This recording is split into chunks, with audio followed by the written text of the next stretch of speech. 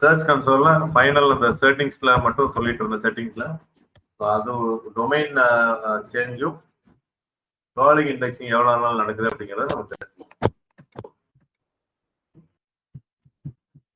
உள்ள போய் பாருங்க. இந்த டேட்டாஸ் எல்லாம் கிடைக்காது, அதனால நம்ம லாகின் ஷேர் பண்ணிக்கிறதுனால உள்ள போய் பாருங்க. ஸோ இதான் பார்த்துட்டு இருந்தா வெரிஃபிகேஷன் யார் யாருக்கெல்லாம் பெர்மிஷன்ஸ் யாராச்சும் பெர்மிஷன்ஸ் இல்லைன்னா எனக்கு கேளுங்க. ஸ்ரீமதி உங்களுக்கு இருக்காது. இமெயில் ஐடி சொல்லுங்க.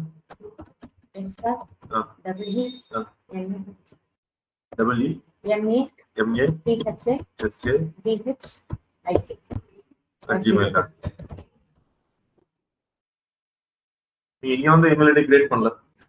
சரி, இங்க கிரியேட் பண்ணல. இத எல்லாத்துக்கும் யூஸ் பண்ணுங்க. ஆமா, இங்க எல்லா அக்கவுண்ட்லயும் இருக்கு.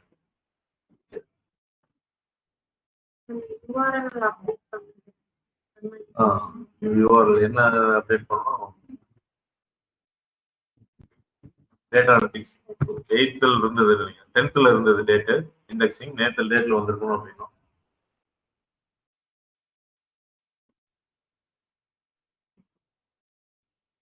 Last call November 11 12:46. 12:46 நம்ம எடுக்கிறப்ப நடந்துருச்சாட்டுருக்கு. சில சமயம் 3 மணி 4 மணி கூட வரலாம். கியூல தான் போகும், அதுக்கப்புறம் பண்றதா. இது மாதிரி 10 URL வந்து நீங்க கூகுள்ல உடனே பாருங்கன்னு நம்ம சொல்லலாம். இதான் அந்த கிராலிங் பண்ணது. ஏதாவது எரர் இருந்தா நமக்கு சொல்லுங்க. ஸோ இப்போ நம்ம செட்டிங்ஸ்ல போய் சேஞ்ச் ஆஃப் அட்ரஸ்னு இருக்கு. Inform Google when your site moves to a new address. நம்ம நார்மலா Python training in Coimbatore change to Python course in Coimbatore, இப்படி ஒரு சுச்சுவேஷன் நம்மளுக்கு வரும். அதாவது உள்ள இருக்கிற யூஆர்எல் வந்து நம்ம சேஞ்ச் பண்ணுவோம். அடிக்க ஒருக்க எஸ்இஓக்காகவோ இல்லை வேற ஒரு பர்பஸ்க்காகவோ இல்லை பைத்தான் வந்து ஃபுல் ஸ்டாக் பைத்தான் இப்படி எல்லாம் நம்ம மாற்றுவோம் யூஆர்எல். அப்போ மாத்தினா நம்ம என்ன சொல்லுவோம்? கூகுளுக்கு எப்படி இம்ப்ளிமெண்ட் பண்ணுவோம்? 301 302 அப்படிங்கிற ஒரு இது யூஸ் பண்ணி 301ல ரீடைரக்ட் எழுதுவோம். இந்த old URL changes to new URL அப்படி. இப்போ நம்ம டொமைன் appincoimbatore.com நான் மாத்தணும்னு நினைக்கிறேன். மாத்தணும்னா நான் ரீநேமல் எதுவும் பண்ண முடியாது. பேரண்ட் டொமைன் வந்து நான் மாத்தணும்னா I need to go for a new domain தான் ரெஜிஸ்டர் பண்ணி பண்ணணும். இப்போ எனக்கு வந்து appincoimbatore1.comனு மாத்தணும். ஆர் appincoimbatore EE வர்ற மாதிரி நான் மாத்தணும் அப்படின்னா நான் ரீநேம் பண்ண முடியாது. So I have to go and book a new domain. அப்போ நான் இத்தனை நாள் பண்ணியிருந்த எஸ்சிஓ கிரெடென்ஷியல்ஸ் எல்லாமே வந்து வேஸ்டா போயிடும். அந்த டொமைனுக்கு வந்து மறுபடியும் ஃபர்ஸ்ட் இருந்து நான் பண்ற மாதிரி இருக்கும். அதோட பேக்லிங்ஸா இருக்கும், அதோட ஆன் பேஜ் எஸ்சிஓ எல்லாமே. ஸோ அதனால என்ன பண்றாங்க அப்படின்னா கூகுள் வந்து நீங்க புது டொமைனை புக் பண்ண சொல்றாங்க. நீங்க பண்ணிட்டு சர்ச் கன்சோல்ல வந்து அந்த புது டொமைனை ஆட் பண்ண சொல்றாங்க. ஓகேங்களா? appincoimbatore 1 இவங்க கொடுக்குற அந்த HTML ஃபைல் எடுத்து நம்ம சர்வர்ல போட்டோம்னா டொமைன் வெரிஃபிகேஷன் ஆயிரும். ஸோ appincoimbatore இருக்கு, coimbatore1.com ரெண்டு டொமைனும் சர்ச் கன்சோல்ல உள்ள கொண்டு வந்தாங்க. கொண்டு வந்ததுக்கப்புறம் சேஞ்ச் ஆஃப் அட்ரஸ் அப்படின்னு போயிட்டு அப்டேட் கூகுள் இடத்துல செலக்ட் நியூ சைட். புரியுதுங்களா? ஃபார் எக்ஸாம்பிள் இப்போ இந்த ஈத்தர் இன்ஃபோடெக் தான் appincoimbatore 1ன்னு வச்சுக்கோங்க. இதை நான் செலக்ட் பண்ணிட்டேன். Validate and update. ஸோ என்ன பண்ணணும்னா இதுக்கு முன்னாடி ஒரு சின்ன ஒர்க் இருக்கு, ஒரு செக்லிஸ்ட் கைண்ட் ஆஃப் இருக்கு. ஸோ appincoimbatore 301 எழுதுறோம் பார்த்தீங்களா, அதே 301 யூஸ் பண்ணி appincoimbatore.com ரீடைரக்ட் டு appincoimbatore1.com. உள்ள இருக்கிற appincoimbatore Python training redirect to appincoimbatore1 Python training. இப்படி அதே யூஆர்எல் இருக்கிற அத்தனையும் புது யூஆர்எலுக்கு நம்ம ரீடைரக்ட் பண்ணணும். ஏன்னா நம்ம என்ன பண்றோம், நேம் தான் மாத்துறோம், மீதி எல்லாமே சேம். நீ உள்ள இருக்கிற கண்டென்ட்லாம் மாத்துறீங்கன்னா இந்த ப்ராசஸ் தேவையில்லை. ஏன்னா நியூவா தான் எஸ்இஓ பண்றீங்க. அதே பேஜ் ரிஃப்ளெக்ட் ஆனா தான் அதோட கிரெடென்ஷியல்ஸ் உங்களுக்கு டிரான்ஸ்ஃபர் ஆகும். அப்ப என்ன பண்ணணும் அப்படின்னா அதுல ஒரு 10 கோர்ஸ் பேஜ் இருக்குன்னு வச்சுக்கோங்க appincoimbatore. அந்த 10 கோர்ஸும் ரீடைரக்ட் டு நியூ டொமைன்ல பண்ணணும். யூஆர்எல் சேமா வச்சுக்கோங்க. பைத்தான் கோர்ஸ் இன் கோயம்புத்தூர் அங்கேயே இருக்கும், இங்கேயே இருக்கும். ஆனா அங்க appincoimbatore, இங்க appincoimbatore1.com ரீடைரக்ட் பண்ணுங்க. ஸோ அதான் என்ன சொல்றாங்க, ரீடைரக்ட் ஒன்றும் நடக்கல அப்படின்னு சொல்றாங்க. Redirect was not form. So அப்போ ஃபர்ஸ்ட் நீங்க ரீடைரக்ட் எல்லாமே பண்ணிட்டு அப்புறம் எந்த டொமைன் டு எந்த டொமைன் மாத்துறீங்க அப்படின்னு இதுல வந்தீங்க அப்படின்னா ஓனர்ஷிப் பிரிவு இந்த மாதிரி சாம்பிள் இதெல்லாம் சொல்றாங்க. appincoimbatore internship training in Coimbatore should redirect to appincoimbatore1 internship training in Coimbatore அப்படி மாறணும் அப்படின்ட்டு சொன்னாங்க. அது மாத்தினீங்க அப்படின்னா என்னன்னா there will be some back ஒரு சின்ன இதுல வந்து நீங்க இப்போ ஒரு மேக்ஸிமம் கோர்ஸுக்கு நம்ம எவ்வளோ 28ல ஆவரேஜா ரேங்க் போயிட்டு இருக்கோம் அப்படின்னா we may go to 30th 25 or 35 போவோம். But again will come back soon. நீங்க புதுசா ஒரு எஸ்இஓ பண்ற மாதிரி இருக்காது. கொஞ்சம் பின்னாடி போயிட்டு மறுபடியும் அந்த பழைய இதுல என்ன மெயின்டைன் பண்ணீங்களோ அந்த இதுக்கு நீங்க வந்துடுங்க. இந்த ரேர் கேசஸ்ல இப்படி அப்பியர் ஆகும். இந்த மாதிரி நீங்க வந்து டொமைனவே சேஞ்ச் பண்றது அப்பியர் ஆகும். புரிஞ்சுக்கணும். அப்ப யூஆர்எல் மாத்தணும்னா அது சிம்பிள். 301ல இருந்து 30 new URL old URL redirect பண்ணுறோம். டொமைனே மாத்திர சுச்சுவேஷன் எப்பாச்சு தான் வரும். வந்ததுன்னா இதுதான் ப்ராசஸ் அப்படிங்கிறது புரிஞ்சுக்கணும். நீங்க ஆப்பின் கோயம்புத்தூர் அப்படியே விட்டுட்டீங்கன்னா என்ன ஆகும் அப்படின்னா ஆப்பின் கோயம்புத்தூர் ஒன்னா ஃபர்ஸ்ட் வந்து எஸ்இஓ எல்லாமே பண்ணணும். ஹெச்ஒன் டேக்ல இருந்து எல்லாமே சப்மிட் பண்ணி எல்லாமே பண்ற மாதிரி இருக்கும். எங்க மாத்துறதுன்னு ஏதாவது இன்டர்வியூல கேட்டாங்கன்னா இந்த இடத்துல நம்ம மாத்தணும். ஒரு கொஸ்டின் கேட்கறாங்க, யூஆர்எல் எப்படி ரீடைரக்ட் பண்ணுவீங்கன்னா வந்து மெயின் டொமைனை ரீடைரக்ட் பண்றதுன்னா எப்படி. இப்ப அடுத்து வந்து பாத்தீங்கன்னா கிரால் ஸ்டாட்ஸ் அப்படின்னு இங்க கொடுக்குறாங்க. Open report. அவங்களே என்ன சொல்லியிருந்தாங்கன்னா கிரால் ஸ்டேட்டஸ்ல 16,200 crawl request last 90 days. App in கோயம்புத்தூரோட பாருங்க.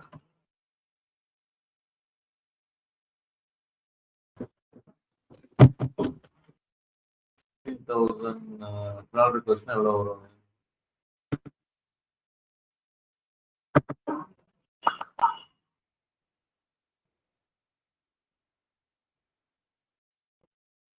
நைன்டி டேஸ்க்கு 3 மாசத்துக்கு அப்ப எவ்வளவு வரும்? ஒரு மாசத்துக்கு எவ்வளவு வரும்? 16,000 டிவைடட் பை 3 போட்டீங்கன்னா 5,000 சம்திங் வரும்.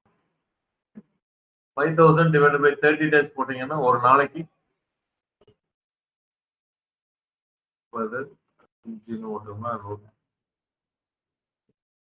போட்டலாம்.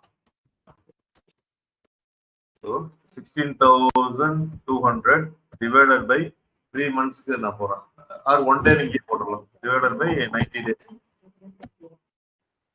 அப்ப 180 கிரால் ரெக்வஸ்ட் அப்படி வரும். ஒரு நாளைக்கு 180 தடவை கிரால் ரெக்வஸ்ட் நடந்துட்டு நம்மளோட வெப்சைட்னால பண்ணுங்க. 24 hours 180 ரெக்வஸ்ட் நடந்துட்டு. அப்போ 1 ஹவருக்கு எவ்வளவு அப்படின்னு பாத்தீங்கன்னா divided by 24.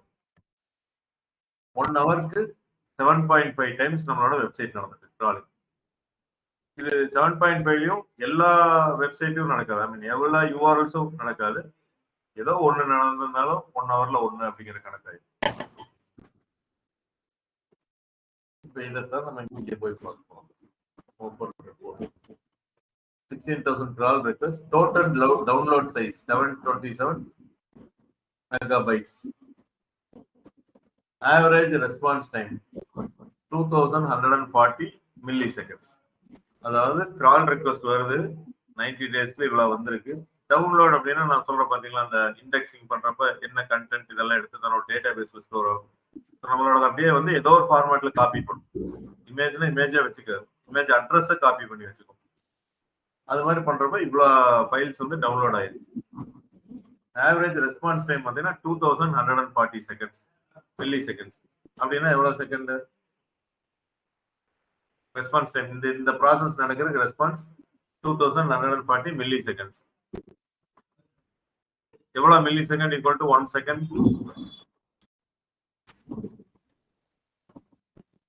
1000 millisecond equal to 1 second. அப்ப எவ்வளவு ஆயிருக்கு?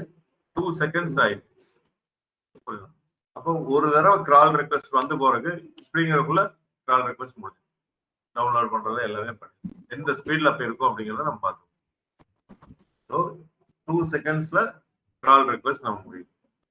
இப்ப நம்மளோட சைட்டுக்கு இப்ப நீங்க பாத்தீங்கன்னா ஒரு நார்மல் ஒரு வெப்சைட் 1500 விசிட்டர்ஸ் வர வெப்சைட்டுக்கு ஒரு நாளைக்கு 7.5 hours வந்து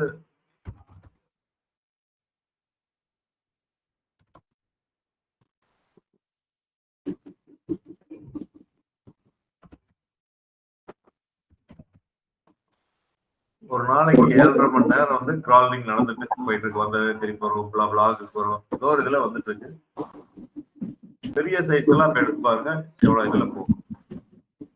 ஸோ உங்களுக்கு இன்டர்வியூல கேட்கறாங்க questions, what is crawling, what is indexing அப்படின்னா, ஸோ வேர்ல்டில் இருக்கிற அத்தனை யூஆர்எல்ஸையும் எடுத்து தன்னோட டேட்டா பேஸ்ல வச்சுக்கிறது கிராலிங். அந்த ஒவ்வொரு யூஆர்எல்குள்ள இருக்கிற font, images or whatever colour, button இது எல்லாத்தையும் ஒரு போட்டோ காப்பி மாதிரி எடுத்து வைக்கிற பேர் இண்டெக்ஸ். இது எல்லா வெப்சைட்டுக்கும் நடந்துட்டே இருக்கும். எல்லா சர்ச் இன்ஜினும் வந்து பண்ணிட்டே இருக்கும். கூகுள் மட்டும் பண்ற ப்ராசஸ் கிடையாது எல்லாரும். அதுல எவ்வளவு ஒரு நாளைக்கு எவ்வளவு இருக்கு அப்படிங்கிறது நம்மளால தெரியாது. பட் இப்போ இன்டர்வியூ நீங்க என்ன சொல்லலாம்னா, sir for a website like appincoimbatore.com where they have around 1500 monthly visitors. அந்த வெப்சைட்டுக்கு 7.5 ஹவர்ஸ் வந்து ஒரு நாளைக்கு நடக்குது கிராலிங். ரெக்வஸ்ட் வந்து போயிட்டே இருக்கு அப்படிங்கறத நீங்க சொல்லலாம். அப்போ உங்களுக்கு எப்படி தெரியும்னா, sir we have access for that search console. அதுல போய் செட்டிங்ஸ்ல போய் அந்த கிரால் ஸ்டேட்டஸ் ரிப்போர்ட் அப்படிங்கறத நம்ம பார்த்தோம். பார்த்ததுல 90 டேஸ்க்கு ஒரு டேட்டா கொடுத்தது. நாங்க டிவைட் பை 1 டேக்கு நாங்க போட்டோம் அப்படின்னு நீங்க சொல்லணும். இதுல இதெல்லாம் ஒரு என்னென்ன மாதிரி டைப் டவுன்லோட் பண்ணீங்க, ஸ்கிரிப்ட் ஃபைல்ஸ் அதெல்லாம் இருக்கும். அதெல்லாம் நம்மளுக்கு வேண்டியதில்லை. We know it to be too technical. நம்ம வந்து வெளியில இருந்து மார்க்கெட்டிங் தான் பண்ண போறோம். இது வந்து டெக்னிக்கலா நம்ம அதுல அப்சர்வ் பண்ணி எதுவும் பண்ண போறது இல்லை. பட் பேசிக்கா நம்ம தெரிஞ்சுக்க வேண்டியது என்னன்னா, ஆப்பிள் டெக்னாலஜி மாதிரி ஒரு வெப்சைட்டுக்கு 7.5 மணி நேரம் வந்து ஒரு நாளைக்கு கிராலிங் நடக்குது ஆவரேஜா லாஸ்ட் 3 மந்த்ஸ்ல. அதுவும் எப்பவுமே நடக்குமான்னு தெரியாது. Average for the last 3 months, இந்த நவம்பருக்கு முன்னாடி இருந்தது. அப்போ we can imagine news sites, NDTV, Times of India, இதுக்கெல்லாம் எவ்வளவு இன்னும் நடக்கும் அப்படிங்கிறத நம்ம அசீவ் பண்ணிக்கலாம். அதெல்லாம் தொடர்ந்து நடந்தாதான் செகண்ட் அதை எடுத்து நியூஸ் அதுல போட்டுட்டு இருக்கோம். கூகுள் நியூஸ்ல எல்லாம் இருக்கு. இதுதான் வந்து இந்த இதுல இருக்கு. செட்டிங்ஸ்ல வந்தீங்கன்னா யூசர் ஆக்சஸ் கொடுப்போம். அடுத்தது சேஞ்ச் ஆஃப் அட்ரஸ் அப்படிங்கிறது ஒன்று இருக்கு. அடுத்தது கிரால் ஸ்டேட்டஸ் அப்படிங்கிறது ஒன்று. So with this I am completing search console. So ஒரு சம்மரைஸ் பண்ணணும் அப்படின்னா, it is a communication tool between Google and website owners.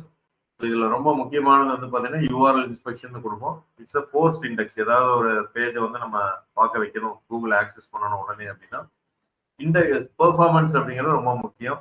Impressions, clicks, CTR, average position, என்னென்ன கீவேர்ட்ஸ் வச்சு சர்ச் பண்ணியிருக்காங்க அப்படின்னு வரும். நீங்க ஒவ்வொரு கண்ட்ரியா ஃபில்டர்ல நிறைய யூஸ் பண்ணி பாருங்க அப்படின்னு நான் சொல்லியிருக்கேன். எல்லாமே டாஸ்க் சொல்லியிருக்கேன்.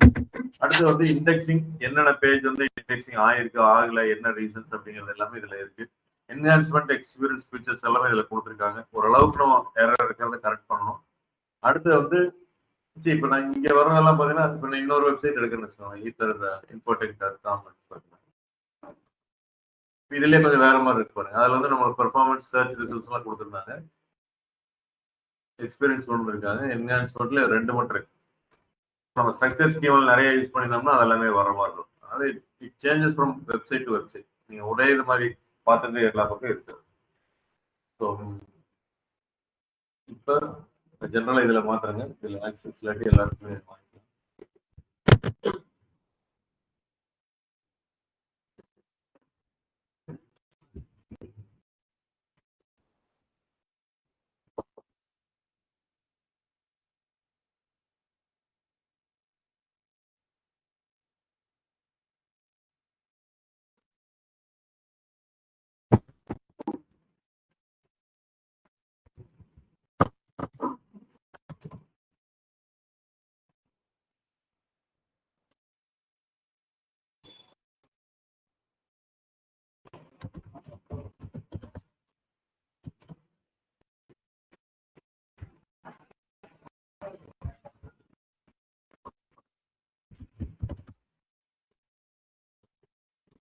ஸோ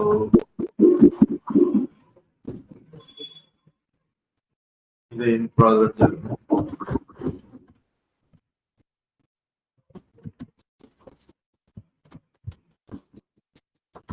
நான் ஏதாவது மாத்தி போட்டோம்னா பார்த்து சொல்லுங்க.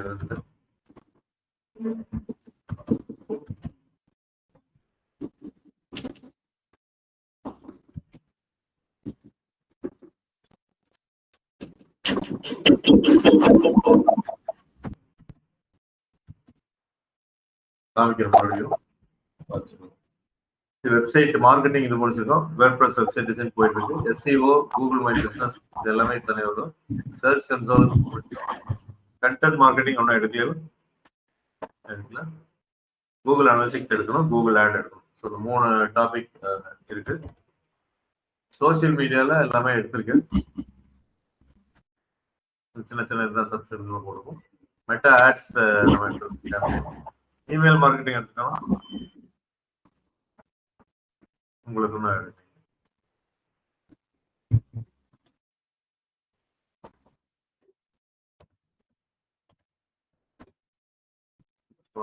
எழுதுங்க.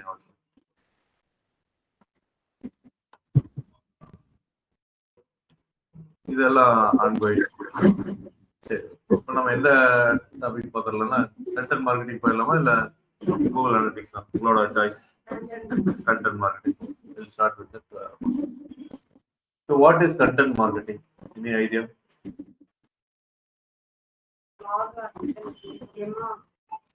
blog ஆர்டிகல் எழுதுறது. அப்புறம் வேற யாராச்சும் எல்லாம் ட்ரை பண்ணுங்க.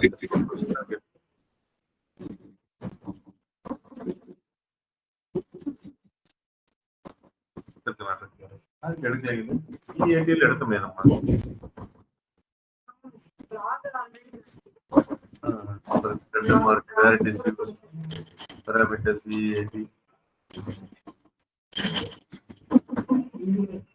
வேணா மறுபடியும் ஒரு தடவை எடுத்து சிம்பிளா முடிச்சிடும். உங்களுக்கு ஞாபகம் இல்லையா எடுத்து?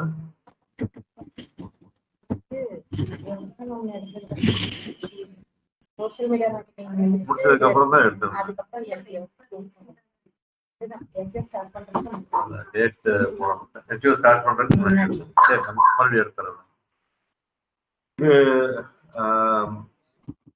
ரொம்ப இம்பார்ட்டன்ட் டாபிக் ப்ரீவியஸ்லி.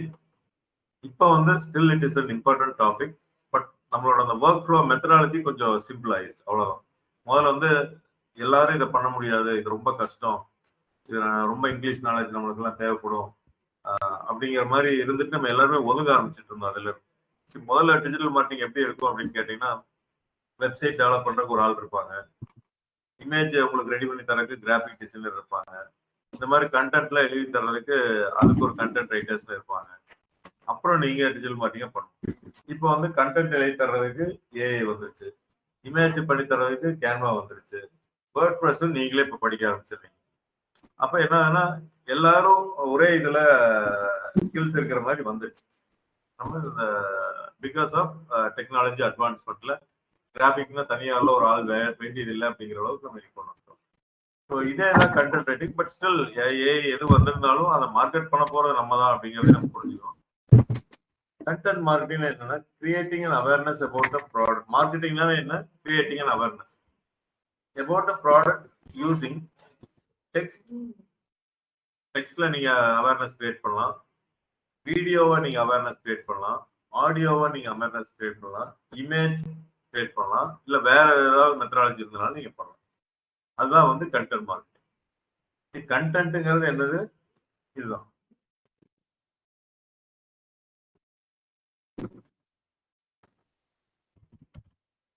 கண்டென்ட்ங்கிறது என்னது? டெக்ஸ்ட், வீடியோ, இமேஜ், ஆடியோ, இந்த ஃபார்மேட்ல பண்றது. ஸோ இந்த ஃபார்மேட்ல இருக்கிற கண்டென்ட்டை நம்ம மார்க்கெட்டிங் பண்றது. மார்க்கெட்டிங்ல என்ன? Again it may be an awareness, it may be a consideration, ஏதோ ஒரு ஸ்டேஜ்ல பண்றது. பட் நம்ம ஜென்ரலா சொல்றோம். So creating awareness about product or company or services, எது வேணாலும் நீங்க வரலாம், using text or video or image, audio etcetera is called content marketing. இப்போ ஆடியோன்னு சொன்னேன். எப்படி கண்டென்ட் மார்க்கெட்டிங்ல எங்க ஆடியோ வருதுங்க? பாட்காஸ்ட். வேற எங்க ஆடியோ கேக்குறீங்க? அது மூலமா ஒரு மார்க்கெட்டிங் நடக்குது. ஹேஜன்ல என்ன பண்றீங்க? இல்ல, ஹேஜன் வந்து இட்ஸ் a டூல். நான் கேக்குறது ஆடியோ மூலமா எங்கேயாவது மார்க்கெட்டிங் நீங்க கேட்டிருக்கீங்களா? பாட்காஸ்ட் இன்டர்வியூ பண்ணிருப்பீங்க. ஆடியோல ஒரு ஸ்பாட்டிஃபை எல்லாம் போனீங்கன்னா பாட்காஸ்ட் ஒன்று கொடுக்குறாங்க. நம்ம காதல மாட்டினா நம்ம பாட்டுக்கு கேட்டுட்டு போயிட்டு இருக்கலாம். அப்ப அந்த இடத்துல ஒரு மார்க்கெட்டிங் நடக்குது. வேற எந்த இடத்துல நடக்குது ஆடியோல?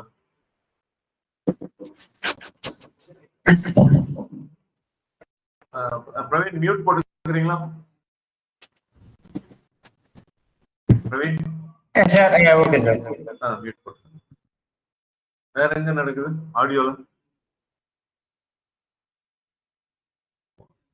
உடனே சொல்ல முடியலன்னா அப்புறம் எப்படி நம்ம ஆடியோல மார்க்கெட்டிங் பண்றது? வர்றவங்க எல்லாம் ஆடியோ எங்க கேக்குறீங்க? FM, radio. அப்ப ரேடியோல ஒரு விளம்பரம் வருதுங்களா? So that is marketing. விளம்பரம்னா அட்வர்டைஸ்மெண்ட் இஸ் மார்க்கெட்டிங். அப்ப அங்க ஆடியோ நடக்குது. வேற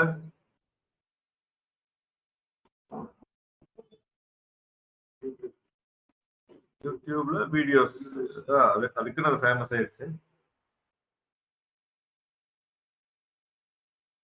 வாட்ஸ்அப்ல ஃபார்வர்ட் மெசேஜ் எல்லாம் நிறைய வருது பார்த்தீங்களா, ஆடியோ எல்லாம்.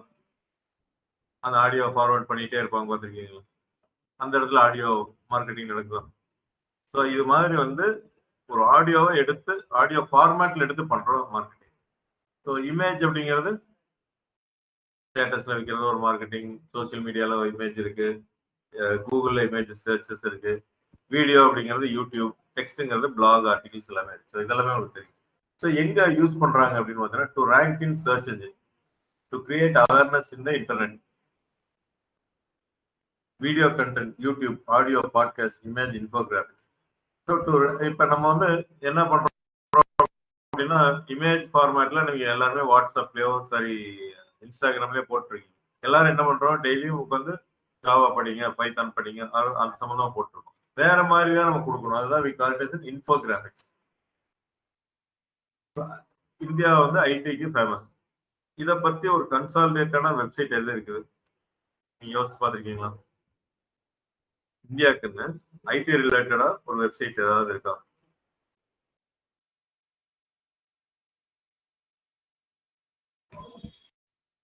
எவ்வளவு கம்பெனிஸ் இருக்கு, தனித்தனியா இருக்கு. டிசிஎஸ், விப்ரோ, இது எல்லாத்தையும் இணைக்கிற மாதிரி ஏதாவது இருக்கா?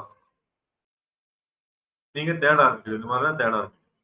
சரி, நம்ம எப்போ பாரு இதே போடுறோமே, இப்போ எவ்வளவு ஜாப் ஓப்பனிங்ஸ் இருக்கு, இது எவ்வளவு இம்போர்ட் எக்ஸ்போர்ட் ஆயிட்டு இருக்கு அப்படின்னு ஒரு கவர்மெண்ட் ஒரு அளவுக்கு டேட்டா வச்சிருப்பாங்க. அப்போ அந்த டேட்டா எடுக்கணும்னா நாஸ்காம் அப்படிங்கிற ஒரு வெப்சைட். ஸோ இது வந்து it is not a government recognised வெப்சைட்லாம் கிடையாது. It is a private body which governs like அந்த டேட்டாவெல்லாம் எல்லா கம்பெனியோட இன்ட்ராக்ட் பண்ணிட்டு அவங்க ஒரு அசம்ஷன்ல எல்லாமே கொடுக்குறாங்க. National association of software and services company அப்படின்னு சொல்லுவோம். இப்போ கிரிக்கெட்ல வந்து பிசிசிஐ கேள்விப்பட்டிருக்கீங்களா? கிரிக்கெட், இந்தியன் கிரிக்கெட்ல board of cricket control in India இருக்கு. அவங்க வந்து கவர்மெண்ட் கிடையாது, ஆனா கவர்மெண்ட் ரெப்ரசென்ட் பண்ணுவாங்க. அதர் கண்ட்ரிஸ் போறப்ப இந்தியா விளையாடுறதுன்னு நான் சொல்றேன் இல்லையா, ஆக்சுவலா இந்தியாவோட அந்த அந்த கிளப் தான் போய் விளையாடுறாங்க. அது கவர்மெண்ட் எதுவுமே அதுல எதுவும் பண்ண முடியாது, செலெக்ஷன்ல இருந்து எதுவுமே பண்ண முடியாது. பட் நம்ம எல்லாருமே என்னன்னா இந்தியா அப்படின்னு நம்ம பண்ணோம், ஆனா ரெப்ரசென்ட் பண்றாங்க. அதே தான் இதுவும் நாஸ்காம். நாஸ்காம் என்ன பண்றாங்கன்னா, it is a private body, but வெளியில போய் ரெப்ரசென்ட் பண்றப்ப இந்தியாவோட ஐடி கவுன்சில் அப்படிங்கிற மாதிரி பண்றாங்க. இப்ப இதுல போனீங்கன்னா உங்களுக்கு நிறைய இது இருக்கு. இதெல்லாம் படிச்சு பார்த்தீங்கன்னா மார்க்கெட்டிங், இண்டஸ்ட்ரி,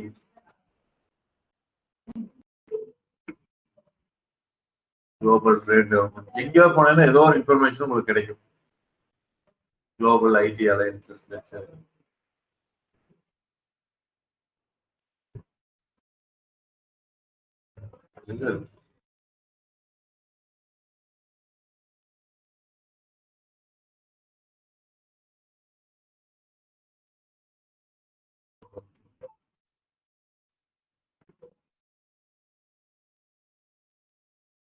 இந்த மாதிரி இதுல இருந்து எடுத்து போட்டீங்கன்னா அது ரொம்ப வந்து பீப்புள் வந்து அந்த டேட்டா விரும்புறவங்க எல்லாம் கொஞ்சம் லைக் பண்ணுவாங்க.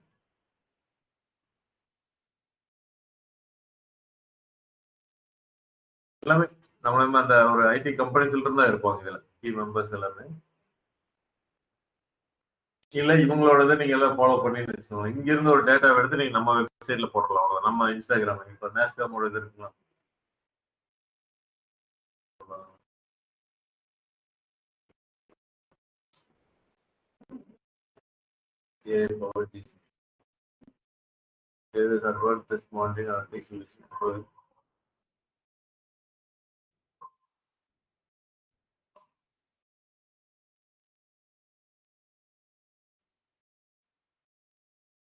கம்பெனியால விளம்பரம் பண்ண மாட்டாங்க. இப்ப கம்பெனி விளம்பரம் மாதிரி ஆயிடுச்சு.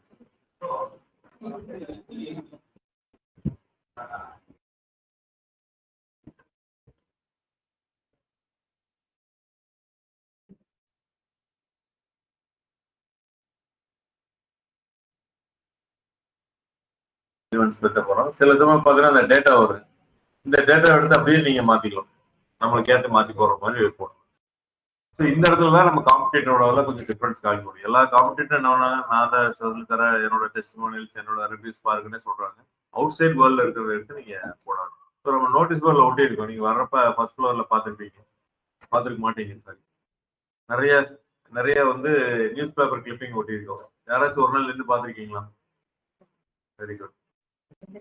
2 பேர் பார்த்துருக்கீங்க. ஏதோ ஒரு பாயிண்ட் ஞாபகம் இருக்கு அதுல. அதை பத்தி கட்டிங் போட்டோம். சரி, அதனாலதான் எல்லாமே நம்மளால பார்க்க முடியாது, இல்லை ஞாபகம் வச்சுக்க முடியாது. அட்லீஸ்ட் ஏஐ சம்பந்தமா ஏதோ போடுறாங்க அப்படின்னா ஏதோ ஏஐ டெவலப்மெண்ட்ல இருக்குன்னு நம்ம புரிஞ்சுக்கணும். ஏதோ இந்த இன்ஸ்டியூட்ல ஏஐ பத்தி நிறைய ஃபோக்கஸ் பண்றாங்க. அதை வச்சுட்டு நீங்க நினைச்சுக்கணும் இந்த மாதிரி தான் ஒவ்வொரு அசம்ஷன் கவர்மெண்ட் பாக்குறது இதெல்லாமே எடுப்போம். ஸோ நம்ம எங்கன்னா இந்த மாதிரி டேட்டாவெல்லாம் எடுத்து போடுறோம்னா ஆக்சுவல் ஆடியன்ஸ், நம்மளோட ஆடியன்ஸ் நம்ம இதனால அட்ராக்ட் பண்ண முடியாது. ஏன்னா இப்ப இருக்கிறதெல்லாம் ஜென்சி இந்த பிலோ 30 இயர்ஸ் எல்லாம் பார்த்தீங்கன்னா ரொம்ப டேட்டாவோ அவுட் சைட் வேர்ல்ட்ல என்ன நடக்குதுல பாத்துக்கிற பெருசா இன்ட்ரெஸ்ட் இல்லை. படிக்கணும், ஜாபுக்கு போகணும், அவ்வளவுதான் அப்படின்னு இருக்காங்க. ஸோ அதெல்லாம் கொஞ்சம் நீங்க அந்த ஸ்கில்லை வளர்த்துக்கிட்டீங்கன்னா உங்களுக்கு பர்சனலாகவும் நல்லா இருக்கும், அஃபிஷியலாகவும் நீங்க ஒரு ஜாபுக்கெல்லாம் போறப்ப உங்களுக்கு ரொம்ப யூஸ்ஃபுல்லா இருக்கும். அதனால நிறைய வெபினார் அட்டன் பண்ணுங்க அப்படின்லாம் சொல்றேன். நிறைய வீடியோ பாருங்க, சப்ஜெக்ட் இல்லாம பாருங்க. ஸோ அப்ப நம்ம இந்த டைம் பத்தாது. நம்ம 2 மணி நேரம்னா 4 மணி நேரம் மறுபடியும் போய் எஃபர்ட் போட்டாதான் முடியும். நம்ம இந்த 8 மணி நேரம் இருக்கோம் அப்படின்னா அதுல இந்த சப்ஜெக்ட் படிக்கிறதா இருக்கணும் இல்லையா, வேற படிக்கணும்னா எக்ஸ்ட்ரா அதாவது இன்ட்ரெஸ்ட் பேஸ் பண்ணி தான் வரும். அதனால இப்ப நம்ம ஏதோ ஒரு காரணத்துக்காக ஒட்டியிருக்கேன்னு யோசிச்சு பண்ணி எதுக்கு ஒட்டுறாங்க, ஏதோ இது மூலமா அட் எண்ட் ஆஃப் என்ன பண்றோம், we are also doing marketing. அது எனக்கு தெரியும் யார் ஸ்டூடெண்ட்ஸ் படிக்க மாட்டாங்கன்னு தெரியும், இருந்தாலும் ஏன் ஓட்டுறோம்?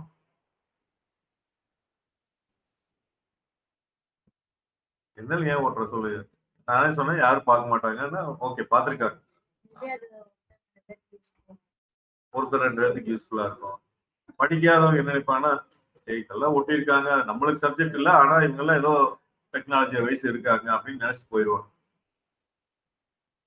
நாளைக்கு ஏதாவது ரெக்கமெண்ட் பண்றப்போ கூட சரி அந்த இன்ஸ்டியூட் நிறைய எல்லாம் ஒட்டியிருந்தாங்க, நம்மளுக்காக அது இவன் படிக்கிறவன் இவனுக்கு எல்லாம் ஆகும் அப்படின்னு கூட ரெக்கமெண்ட் பண்ணுவோம். ஸோ ஏதோ ஒரு காரணத்துக்காக யூஸ்ஃபுல்லா இல்லாம போகாது எப்பவுமே நீங்க புரிஞ்சுக்கோங்க. ஸோ அதனாலதான் நம்ம நியூஸ் பேப்பர் எடுத்து அதை கட் பண்ணி அதை கொண்டு ஒட்டி இதுக்கும் we are spending a time looking for some results. இன்டைரக்டா வரும். இது சார் நீங்க ஒட்டியிருந்தீங்க இதனாலதான் நாங்க ஜாயின் பண்ணன்னு யாரும் வர மாட்டாங்க. ஜாயின் பண்ணலான்னு வர்றப்ப இது ஒரு தூண்டுதலா இருக்கும். புரிஞ்சுங்களா? ஸோ அதனாலதான் சொல்றேன் என்னென்ன ஆப்பர்ச்சுனிட்டி இருக்கு எடுத்து நீங்க மார்க்கெட் பண்ணுங்க. ரெசியூம்ல போடுறதுக்கு என்னென்ன முடியுமோ அதெல்லாமே படிச்சுக்கோங்க.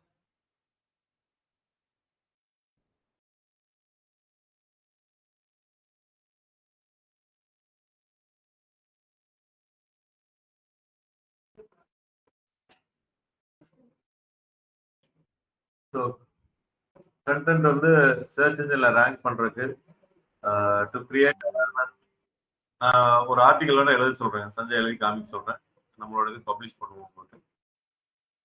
வேர் it is use to rank in search engine. நம்ம சர்ச் இன்ஜின்ல ரேங்க் பண்றதுக்கு இப்ப ஏதாவது ஒரு கண்டென்ட் நார்மலா பிளாக் ஆர்டிகல் எழுதுற பாத்தீங்கன்னா எஜுகேஷன் பேஸ் பண்ணி தான் எழுதுவோம், இல்ல ஒரு டேட்டா இல்ல ஃபியூச்சர் ஸ்கோப் பெனிஃபிட்ஸ் அட்வான்டேஜஸ் இதெல்லாம் தான் மோஸ்ட்லி இருக்கும். இப்போ top 10 benefits of learning by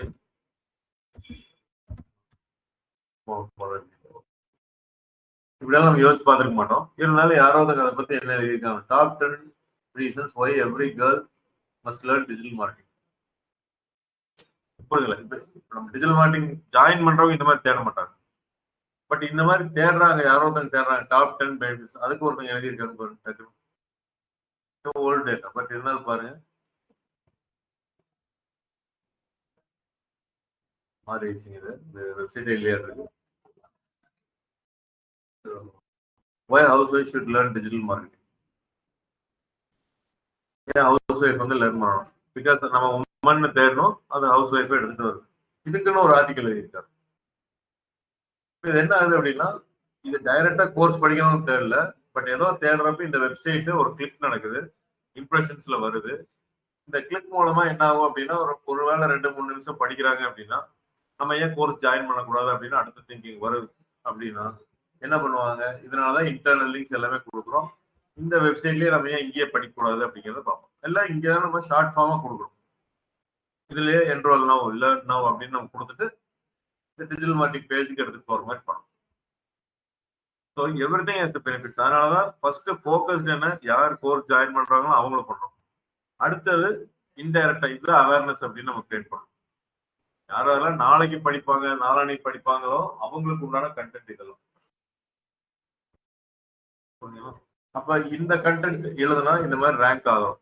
so அது என்ன சொல்ல வரோம், எஸ்சிஓக்கு நம்ம ரேங்க் பண்றதுக்கு, சர்ச் என்ஜின்ல ரேங்க் பண்றதுக்கு to create awareness in the internet.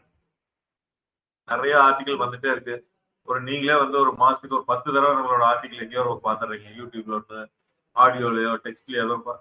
அப்ப என்ன, ஓ இந்த கம்பெனி அடிக்கோக்க நம்ம கண்ணில் பட்டிருக்கு அப்படிங்கறத கொடுத்தோம். So that is again to create awareness. அப்ப எந்த மாதிரி கண்டென்ட் வேணாலும் இருக்கலாம். வீடியோ கண்டென்ட் நம்ம பண்ணிட்டு இருக்கிறது தான் வீடியோ கண்டென்ட். இன்ஸ்டாகிராம்ல யூடியூப்ல எல்லாம் போஸ்ட் பண்ணி அதுக்கு ஒரு கண்டென்ட் ஒரே வார்த்தையில் முடிச்சிட்டோம். பட் நீங்க சின்னதா ஒரு டெம்ப்ளேட் எடுத்து எடிட் பண்ணி போறது ஈஸி. நான் அட்வர்டைஸ்மெண்ட் எடுக்கிறாங்க பாத்தீங்களா அந்த டைரக்டர்ஸ், அது வந்து ரொம்ப கஷ்டம். நீங்க ஒரு படம் எடுத்துடலாம் ஈஸியா. ஏன்னா you have 3 hours to tell whatever you think. அட்வர்டைஸ்மெண்ட்ல அப்படி இல்லை, ஒரு 10 செகண்ட் 20 செகண்ட்ஸ் தான் இருக்கு. டிவியில் வர்றதுல எவ்வளவு வருது, அதுக்குள்ள அவங்களோட கான்செப்ட் கொண்டு வந்து உள்ள கொண்டு வரும். அதே மாதிரி நீங்க வீடியோ எடுக்கிறீங்கன்னா, ஷார்ட்ஸ் ரீல்ஸ் எல்லாம் எடுக்கிறீங்கன்னா அந்த 20 செகண்ட்ல என்ன நீங்க சொல்ல வர்றீங்கிறத வந்துடணும். இல்ல ஒரு 2 நிமிஷம் 3 நிமிஷம். இப்ப கார்பரேட் வீடியோ எல்லாம் ட்ரை பண்றாங்க. ஒரு கம்பெனி பத்தி என்ட்ரியில இருந்து எக்ஸிட் வரைக்கும் எப்படின்னா என்னென்னவெல்லாம் கவர் ஆகும், அந்த பையர் பர்சனாக்கு தேவையானதெல்லாம் இதுல இருக்கா அப்படிங்கறதெல்லாம் நீங்க யோசிக்கணும். வீடியோ கண்டென்ட்டுக்கு அழகா சாட்ஜிபிடி இருக்கு, நல்ல ஸ்கிரிப்ட் உங்களுக்கு எழுதி தருது. அதை எடுத்து இன்னும் மாடிஃபை பண்ணிட்டு நீங்க பண்ணணும். 100% நீங்க எல்லாம் வீடியோ கிரியேட் பண்ணணும். அதாவது அட்லீஸ்ட் டீமா வாட்ச் பண்ணுங்கன்னு நான் சொல்றேன், இண்டிவிஜுவலா கூட விட்டுருங்க. ஆனா பண்ணாம இந்த கோர்ஸ் முடிச்ச மாதிரி நீங்க நினைச்சுக்கலாம். ஆடியோ நான் முதல்ல வந்து ஒரு ஆடியோ டெவலப் பண்ணி இன்டர்ன்ஷிப் சம்பந்தமா ரிலீஸ் பண்ணோம். அது எங்க எவ்வளவு சர்க்குலேஷன் அந்த டேட்டா நம்மளுக்கு கிடைக்கிறது இல்லை. But it will be useful for you. நீங்க ஏதோ ஒன்று சொல்ல வந்ததை டக்குன்னு சொல்ற மாதிரி. இப்ப ஆடியோ கேட்கறது பெருசா இல்லை, ஏன்னா நீங்க இங்கே டிராவல் பண்றப்பதான் கேட்கறாங்க. மோஸ்ட்லி வீடியோ தான் பெட்டர், பட் ஆடியோவும் யூஸ்ஃபுல்லா இருக்கும் அப்படின்னு நான் சொல்றேன். இமேஜஸ் இன்ஃபோகிராபிக்ஸ் பண்ணி பண்ணணும். இங்க அங்க நம்ம ஒட்ட வைக்கணும் பாத்தீங்களா, ஏதாவது சப்ஜெக்ட் சம்பந்தமா அதே இமேஜ் சாஃப்ட்வேர்ல ஒட்ட வைக்கிறோம் சோசியல் மீடியா. பெராமீட்டர்ஸ் வந்து title, headline, introduction, content, image, video, third party links, bold, EAT, algorithm. EAT அப்படிங்கிறது என்னன்னா, எனி ஒன் ஸ்ரீமதி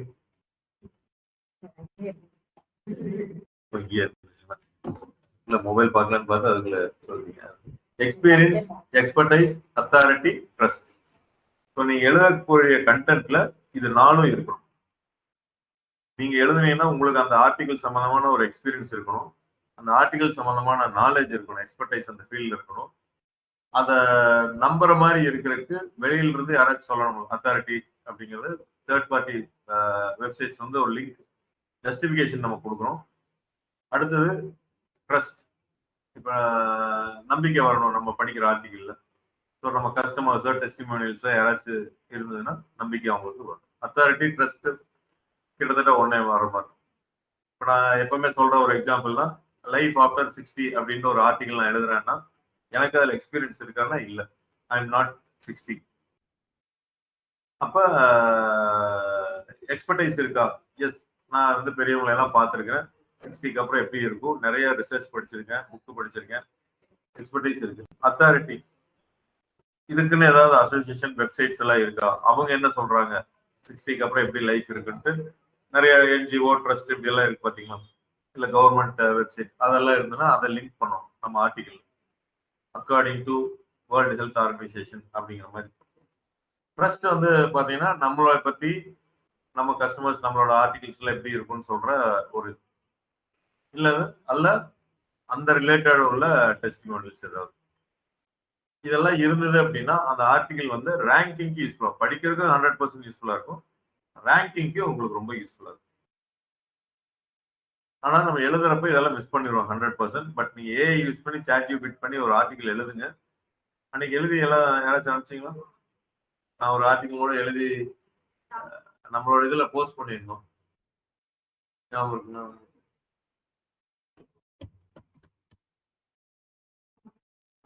இதுல போனீங்க அப்படின்னா பிளாக் இருக்கும்.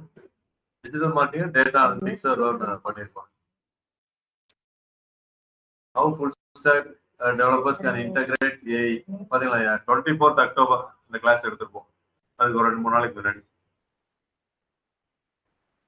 அதான் இப்போ நவம்பர் 12 ஆச்சுங்களா?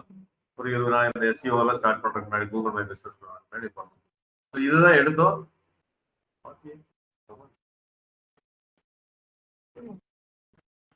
ஆமா இருக்கும்.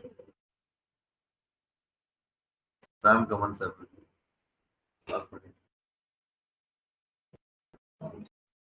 இது ஒரு இதெல்லாம் நம்ம எடுத்து எழுதணும். நம்மளோட வெப்சைட்ல போட்டிருக்கோம். பட் எந்த இது எழுதினாலும் ஒரு 1500 வேர்ட்ஸ்ல எழுதுங்க. லிங்க் கொடுங்க. போல்டு SEO நம்ம பண்ற மாதிரியே எல்லா ஸ்டெப்ஸும் பண்ணுங்க. இமேஜஸ் கொடுங்க. அடுத்தது இந்த மாதிரி இது வந்து நீங்க இது ரேங்க் ஆகுதா அப்படின்னு பாத்தீங்கன்னா இதே டைட்டில் எடுத்து கூகுள்ல போடுங்க.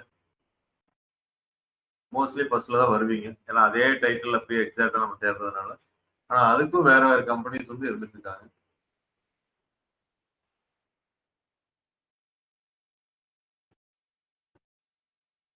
டைட்டில் கொஞ்சம் மாத்தி பண்ணுங்க.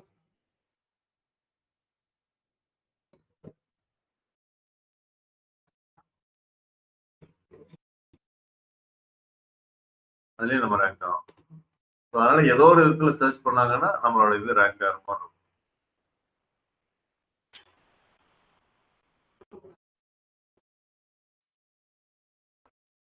ஸோ இந்த கண்டென்ட் எங்கெங்கெல்லாம் பண்ணலாம்னா லேண்டிங் பேஜுக்கு பண்ணலாம். அதாவது வெப்சைட்டுக்குள்ளேயே நீங்க ஒரு கண்டென்ட் எழுதுறீங்க. Python course in Coimbatore digital marketing அப்படின்னு எழுதுறீங்கன்னா அதுக்கு EE80 யூஸ் பண்ணி எழுதுங்க. பிளாக், ஆர்டிகிள்ஸ், நியூஸ் இதெல்லாமே எழுதுங்க. ஸோ கண்டென்ட்ஸ், வேர்ட்ஸ் எல்லாமே கவுண்ட் வந்து 1500 பக்கம் இருக்கணும். ஸோ இப்போ நான் சொல்றேன், கண்டிப்பா நீங்க எழுதுங்க. ஒரு நல்ல டைட்டில் சூஸ் பண்ணுங்க. இப்போ எழுதி இதுலயே பப்ளிஷும் பண்ணலாம். 24th அக்டோபருக்கு மேல எழுதல நம்ம. நல்லா பாருங்க. எந்த ஒரு ஆர்டிகிளும் எழுதல. நீங்க ஏதோ ஒரு டாபிக் நீங்க சூஸ் பண்ணுங்க. தனித்தனியா எழுதினாலும் தனித்தனியா நான் பப்ளிஷ் பண்ணி விடுறேன். உங்களை பத்தி ஒரு சின்ன பயோவை எழுதி கொடுங்க. ஆர்டிகிள் நம்ம போடணும். அப்பதான் நீங்க கொண்டு இப்ப ஒரு இன்டர்வியூல காமிக்கிறீங்கன்னா பப்ளிஷிங் வித் யுவர் நேம். இப்ப எப்படி ஆப்பிள் இருக்கலாம், உங்க நேம் போட்டு உங்களோட பயோ கொடுத்தீங்கன்னா உங்களுக்குன்னு ஒரு பேஜ் கிரியேட் பண்ணிடுவோம். அதுல இன்டர்வியூல சார் நான் எழுதின ஆர்டிகல் பப்ளிஷ் பண்ணியிருக்காங்க, நான் எழுதின ஆர்டிகல் கூகுள்ல வருது. 100% மறக்காம செய்யுங்க. இண்டிவிஜுவலாவே பண்ணணும். இமேஜஸ் மேண்டேட்ங்கிறதோட நம்மளுக்கு ராவா படிச்சுட்டு இருக்கிறதுக்கு உங்களுக்கு ஒரு இதா இருக்கும். அப்ப 4 இமேஜ் பார்த்தோம் அப்படின்னா கொஞ்சம் ஸ்பீடா இருக்கும். லிங்க்டின்ல கண்டினியூவா ஆர்டிகல் போட்டிருக்காங்க. அது கவர் பேஜ்க்கு மட்டும் ஒரே ஒரு இமேஜ் தான் அதுல போட முடியும். நம்ம வெப்சைட்ல பிளாக் பண்ணணும்னா ஒரு இமேஜ் மட்டும் இல்ல இல்லைங்க, ஒரு 2-3 இமேஜ் எழுதுங்க. அதாவது ஸ்டார்டிங்ல ஒரு இமேஜ்ங்க. அவங்களுக்கு இவ்வளவு வர 2 இமேஜ் தொடர்ந்து வராது. அப்போ இது அட்மின் பேஜ் மட்டும். நீங்க அதோட கணக்கு வச்சுக்கோங்க. இப்ப ஒரு 400-500 வேர்ட்ஸ்க்கு ஒரு இமேஜ் அப்படிங்கிற மாதிரி வச்சுக்கோங்க. அதான் ChatGPT போட்டு பாருங்க. அப்ப எவ்வளவு கண்டென்ட்ல எவ்வளவு இமேஜ் கொண்டு வரலாம். ஆனா இமேஜ் வேணும். நீங்க வெறும் டெக்ஸ்டாவே படிக்கிறதுக்கு நீங்க படிக்க மாட்டாங்க. அட்லீஸ்ட் அந்த இமேஜ் பார்த்தாங்கன்னா கொஞ்சம் அதுக்கப்புறம் 2 இதை படிப்பாங்க. 2 லைன் படிப்பாங்க. நம்ம வந்து இப்ப கூகுளுக்காக எழுதுறோம். நீங்க ஒரு ரீடர்ஸ்க்காக எழுதுவோம். ஆனா ரீடர்ஸ் படிக்க மாட்டாங்க. கூகுள் அட்லீஸ்ட் படிக்கட்டுங்கிறதுக்காக எழுதலாம். அதனால அதுல இருக்கிற எல்லாமே இருக்கும். மெச்சூர் டேக்ல இருந்து ஒரு இந்த டிஸ்கிரிப்ஷன் டைட்டில் மட்டும் அதுவே எடுத்துக்கும். பிளாக்ல நம்ம என்ன போடுறோமோ அதுவே எடுத்துக்கோங்க. அப்படி ஆட்டோவை செட் பண்ணியிருக்காங்க. மீதி எல்லாமே போல்டு பண்றதுல இருந்து எல்லாமே நீங்க பண்ணணும். EE80 எந்தெந்த இடத்துல வருதுங்கிறத எனக்கு சொல்லணும். ஏன்னா நம்ம எல்லா ஆர்டிகிள் இப்படி எழுத மாட்டோம். நம்மளே எழுதுறப்ப எழுத மாட்டோம். ஆனா ஒரு ஆர்டிகிள் நீங்க பிராக்டிஸ்க்கு எழுதுறப்ப இந்த இடத்துல எது எக்ஸ்பீரியன்ஸ். அப்ப எக்ஸ்பீரியன்ஸ் இல்லைன்னா அது எப்படி நம்ம போடுறோம். எக்ஸ்பெக்டேஷன் என்ன, அத்தாரிட்டி என்னன்னு நீங்க கண்டிப்பா போடணும்.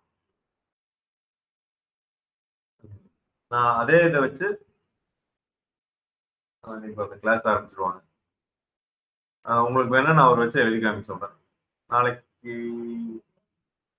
இல்லை இதில் ஒன்றும் பெருசாக இதில் நீங்களே எழுதி பாருங்க. நீங்கள் ChatGPT யூஸ் பண்ணீங்க. EEAT algorithm படி I want to write a blog of article of 1500 words. Give me top 10 title I have to choose. எதை பத்தி? ஜாவாவா, பைத்தான், அந்த மாதிரி ஏதோ ஒன்று. இப்போ நான் சொல்லுவேன் ஹவுஸ் ஒய்ஃப், அதெல்லாம் எது வேணாலும் நீங்கள் எழுது. இந்த கோர்ஸுக்கும் அதை இமேஜஸ் ஏஐல கிரியேட் பண்ணுங்க, கேன்வால கிரியேட் பண்ணுங்க, ஃப்ரீபிக்ல இருந்து எடுங்க, ஜெமினில இருந்து எடுங்க. அவங்களுக்கு ஃப்ரீ வெர்ஷன் கொடுக்குறாங்க. நேரத்துக்குலாம் நீங்க நிறைய வந்துருச்சு. ChatGPT கிரியேட் ஆகிறதா கஷ்டம். freepik.com போய் பண்ணுங்க. கேன்வால சிம்பிளா இல்ல டெக்னிக்கலா நம்ம தான் எடுத்த ஏஐல இல்லாம நம்ம எடுத்து மாடிஃபை பண்ற மாதிரி வேணா பாருங்க. 2-3 இமேஜ் அவ்வளவுதான். ஒரு 500 வேர்ட்ஸ்க்கு ஒரு இருந்தா போதும். ரொம்ப இமேஜ் ரொம்ப வேண்டியது. அது என்னன்னா அந்த ஒரு இதை இது பண்றது ரொம்ப கன்டெக்ஸ்டா இருந்தா படிக்க மாட்டாங்க அப்படிங்கிறதுக்காக நம்ம பண்றோம். ஸோ நம்மளுக்கு இமேஜ் போடுறதுனால நம்மளுக்கு என்ன ஆகுதுன்னா அந்த இடத்துல ஒரு ஆல்ட் டெக்ஸ்ட் நம்ம கொடுக்கலாம். கீவேர்டு நம்ம பண்ண மாதிரி. ஸோ EEAT அல்காரிதம் யூஸ் பண்ணி ஒரு ஆர்டிக்கிள் எழுதி பப்ளிஷ் பண்ணணும். இந்த டாஸ்க்கை கண்டிப்பா முடிக்கும். ஏன்னா இதெல்லாம் தான் சர்ச் கன்சோல் நான் படிச்சேன்ட்டு போய் இன்டர்வியூ சொல்லலாம் இல்லையா. இது பாருங்க சார் நான் எழுதுறது அப்படின்னு லிங்க் நீங்க ரெசியூம்ல போடுறதுக்கு இதெல்லாம் யூஸ்ஃபுல்லா இருக்கு. இன்னும் வெப்சைட்ல போடுறது பண்ணிருக்கீங்களா? நீங்க மீடியம்ல எழுதிருக்கீங்க. வெப்சைட்ல போட்டீங்கன்னா அதாவது என்னன்னா அது யார் வேணாலும் போடுற மாதிரி இருக்கும். இது நம்ம வந்து ஒரு அக்செப்டன்ஸ் மாதிரி வச்சுக்கோங்களேன். பர்மிஷனோட போடுறப்ப இன்டர்வியூ கொஞ்சம் நல்லா இருக்கும். நாளைக்கு வரப்ப எழுதிட்டு வாங்க. அதுல ஏதாவது டவுட்ஸ்னா தப்பானாலும் பரவாயில்ல, எழுதுங்க, ஒன்றும் பிரச்சனை இல்லை. இன்ட்ரெஸ்டிங்கா இருக்கணும். ஒரு ஆர்டிகிள் எழுதுறீங்க அவ்வளவுதான். நல்ல டைட்டில், நல்ல இன்ட்ரடக்ஷன்.